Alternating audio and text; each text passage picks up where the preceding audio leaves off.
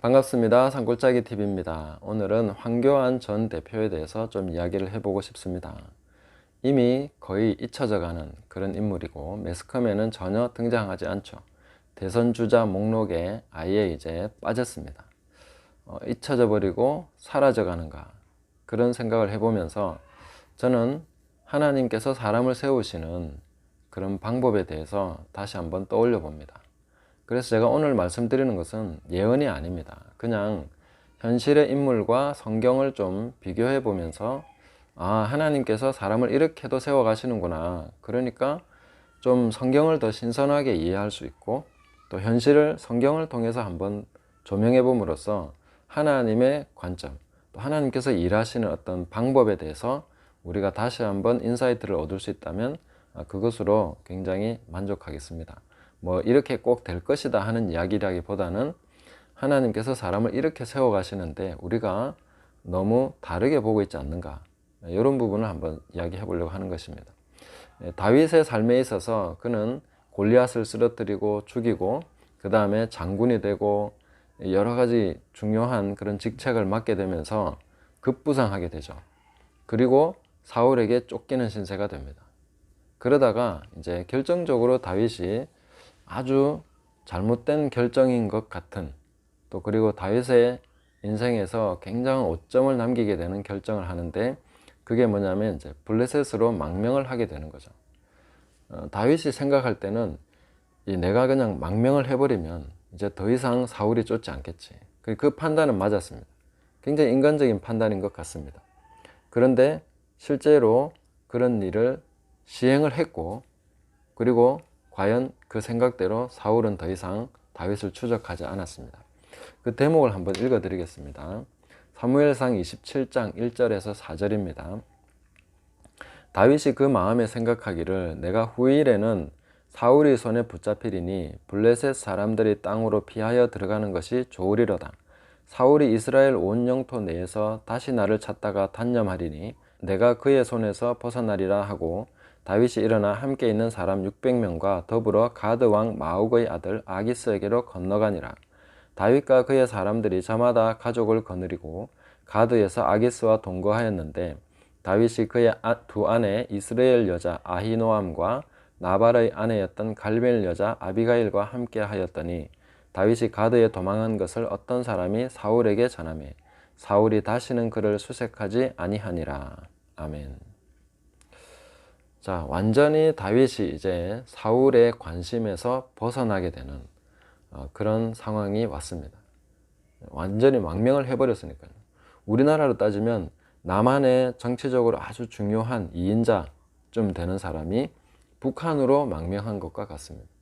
월북을 해버렸으니까 이제는 더 이상 남한에 어떤 영향력을 줄 수도 없고, 그는 적국에 들어갔기 때문에 이제는 아무 위협 요소가 되지 않는다는 것이죠. 그만큼 다윗이 결정한 것은 파격적이었고 또 완전히 실제로 잊혀질 수 있는 그런 상황이었습니다. 오늘날 황교안 전 대표의 상황에 한번 연결을 해보면은 이렇게 볼 수 있는 거죠. 황교안 대표는 이제 지금 완전히 잊혀졌습니다. 매스컴에서도 그 대선 주자 리스트에서도 완전히 잊혀진 인물이 된 거죠. 그 전에 이제 급부상하고 있을 때는 엄청난 공격을 받다가 또 사람들의 음해와 여러 가지 어떤 그런 거에 시달리지 않았겠습니까? 그런데 이제는 완전히 벗어나 버린 거죠. 관심 밖에, 괄호 밖으로 나가버렸습니다. 저는 이 상황이 아주 비슷하지 않나라고 생각하고, 그래서 그는 다시는 재기할 수 없을 것이다. 정치적으로 이제 끝났다. 이렇게 다들 생각하고 이제 안심하고 있는 거죠. 이게 사울이 안심했던 것과 같다고 생각합니다.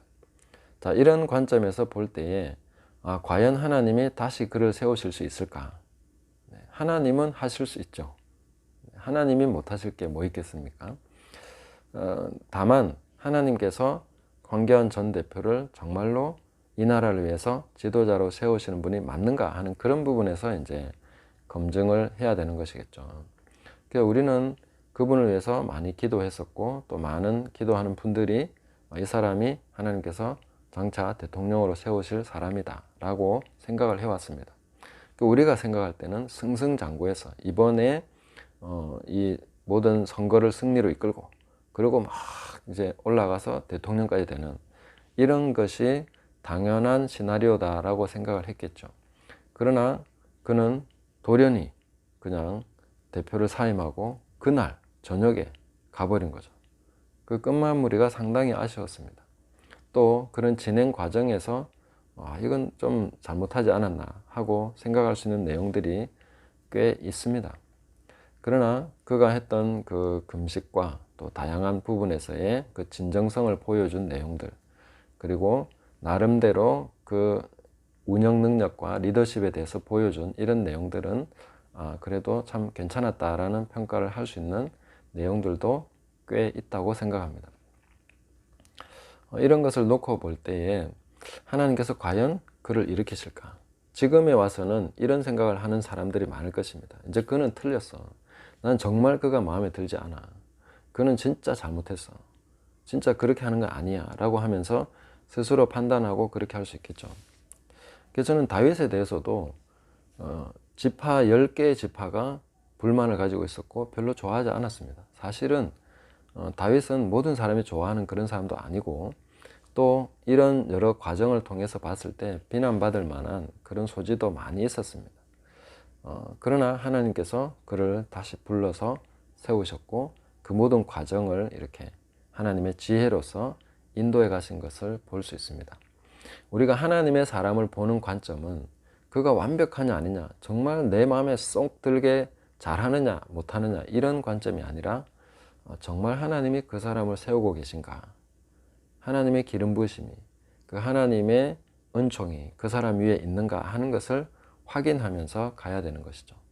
그래서 내 마음에는 좀 들지 않더라도 그가 그 상황 속에서 최선의 결정을 했을 것이다.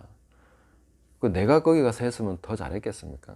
저는 그렇게 생각하지는 않습니다. 그래서 그가 최선을 다해서 했던 그런 거에 대해서 정당한 평가는 하나님께서 하실 것이고, 또 하나님께서 그 사람을 세우고 계신가 하는 것을 보면서 또 우리는 또 나름대로 정치적 판단을 하겠죠.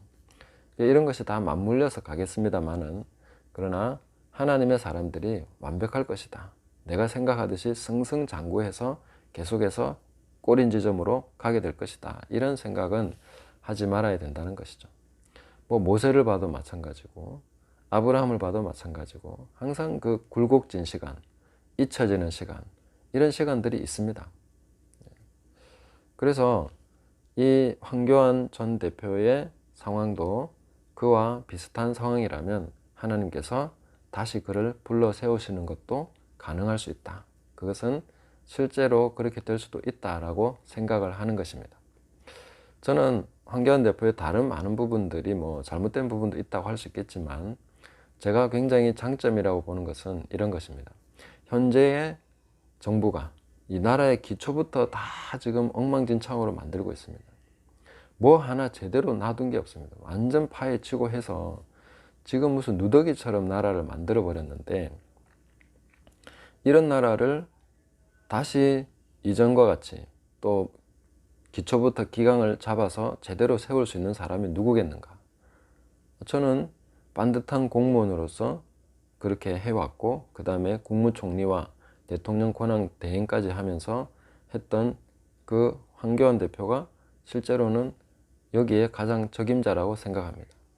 저는 대통령이 되는 과정은 좀 어렵겠지만, 또 정치적으로 막 이렇게 저렇게 하면서 선거에서 이기기 위해서 어떤 그런 그 전략을 짜고 이런 부분은 황교안 전 대표가 좀 부족할 거라고 생각합니다. 그러나 일단 그 대통령이라는 자리를 맡게 됐을 때는 그 국정 수행 능력이라는 것은 굉장히 탁월하리라고 생각합니다. 그래서 저는 황교안 전 대표가 대통령이 됐으면 좋겠다. 이 나라의 이 허물어진 이 나라, 누더기가 돼버린 이 나라를 어떻게 기초부터 새롭게 해서 잘 세울 수 있겠나. 그런 사람은 전체적인 그런 것에 대한 분명한 시각을 가지고 있는 사람, 실제로 운영해 본 그런 경험자가 아주 적임자가 아니겠나, 이런 생각을 하는 것입니다. 그래서 제가 이런 영상을 올리는 것은 제 생각에 하나님께서 사람을 세우시는 것은 늘 올라가는 길만 있는 게 아니라 완전히 잊혀진 시간들이 있는 그런 경우들이 많았다는 거죠. 그리고 이분도 만약에 그런 케이스라면 다윗은 16개월 동안 블레셋에서 살았습니다. 완전히 잊혀져 있었죠. 그동안에 사울은 망해버리고 그리고 새롭게 다윗이 부름을 받게 됩니다. 그래서 하나님이 세우시기 원하신다면 그렇게 국민들이 부를 수 있는 이 사람을 다시 세워달라고, 다시 나와달라고 하는 그런 일이 일어나게 되겠죠. 그건 자기가 원하지 않더라도 그렇게 상황들이 이끌어져 갈 것이라고 생각합니다. 그래서 이런 부분에서 우리가 좀 더 생각하면서 우리가 기도했던 것이 헛되지 않을 수 있다. 그런 것에 대한 일종의 소망, 그리고 어떤 전망, 이런 것들을 해봅니다. 그리고 성경을 통해서 생각해 보시면 아, 정말 그런 경우들이 많네. 그래서 우리가 사람을 단편적으로 봐서는 안 되는 것이죠. 잊혀진 사람에 대해서나 또 실패한 사람, 넘어진 사람에 대해서 너무 가혹해서도 안 될 것이고, 그 사람은 끝났다고 봐서도 안 되는 것이고, 하나님께서 다시 일으켜서 사용해 주시기를 그렇게 기도하고 소망하고 서로 격려하면서 세워가는 것이 필요하다.